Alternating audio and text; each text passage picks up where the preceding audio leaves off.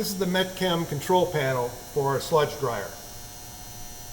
General operation, you want to make sure the power is on from the source. We have it temporarily wired for factory acceptance testing. System's on.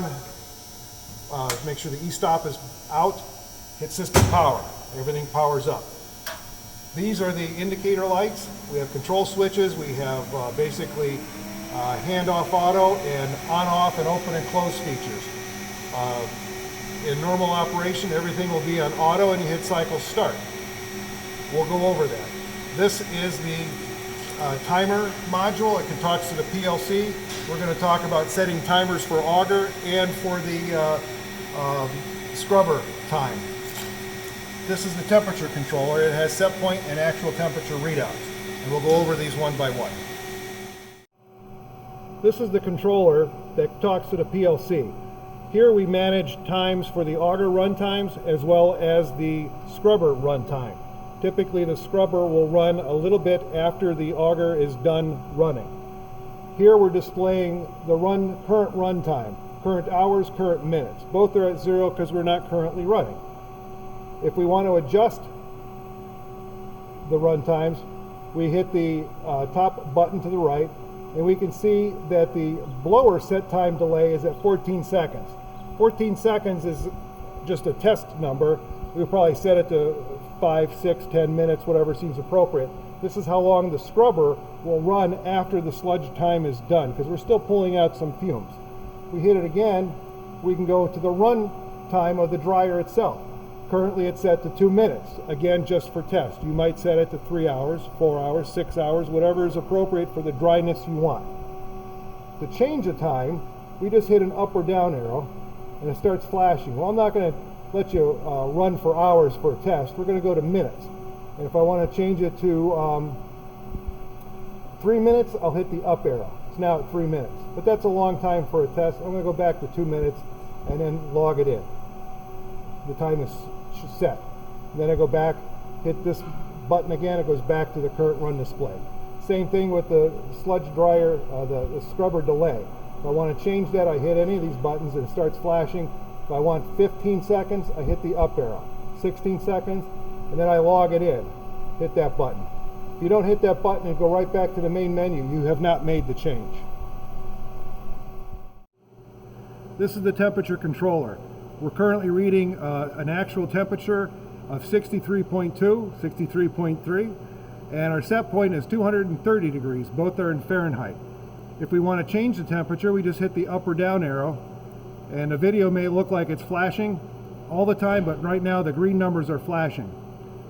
And I'm going up to say 200. I'm going to try to exceed 300 degrees because that's our limitation. We cannot exceed 300. I'm going to press and hold, stuck at 300.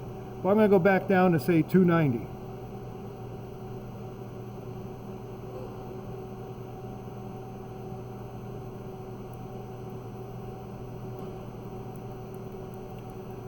Creeping up to 290, and I hit the set button. It's now set to 290 degrees Fahrenheit. I'm going to go back to 230. 230 degrees should be a good starting operation temperature.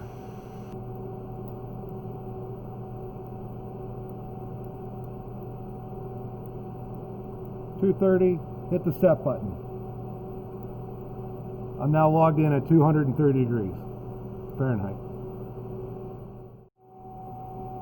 First thing we're going to do is fill the sludge dryer. So to fill the sludge dryer, we need the lid open. So the lid is currently open. The red light is on telling me the lid is open.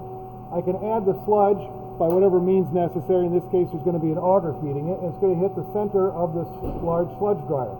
So we may want to jog the sludge dryer augers to help distribute the sludge as it's coming in. So we do this manually. This is the only time the sludge dryer augers will operate with the lid open.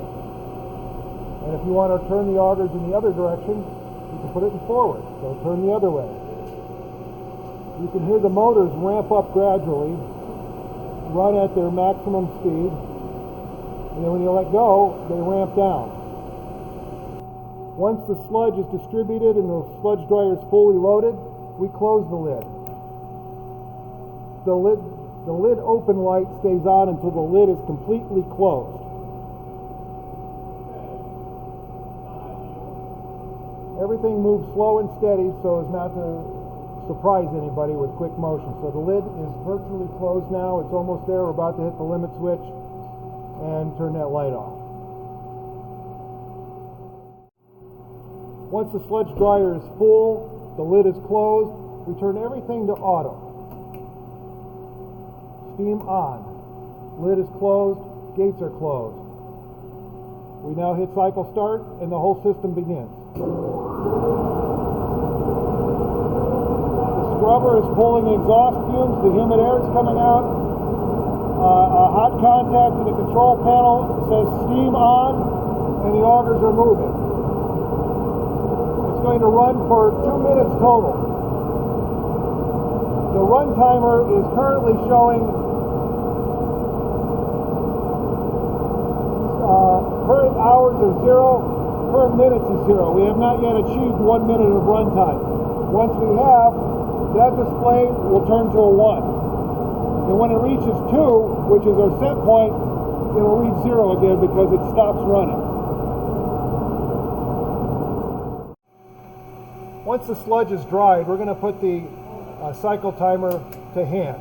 That means I can control everything by hand. I want to open the sludge gates, so I'm going to hit open. Gates are now open, or opening. I can hear them motioning. Now that they're stopped, I'm going to unload the sludge by turning this to on, and it's turning the augers on to push the sludge across the open gates.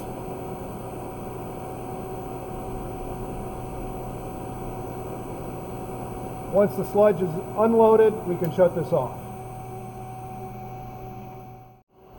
Once we've dumped all the sludge, we're going to close this gate. We're going to wait till the gate is completely closed. There's 2 gates, and this light goes out when both gates are closed. Both gates are closed. We're now ready to receive new sludge to dry. So I'm going to open the lid, and the process begins again.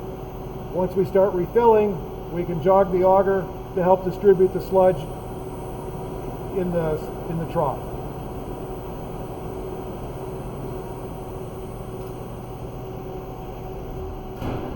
Ready to run, we close the lid.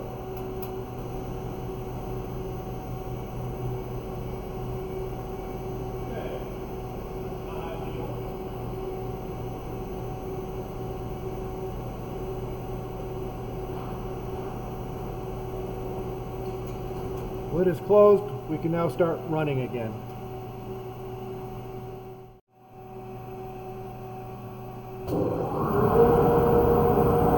We're starting a normal cycle again.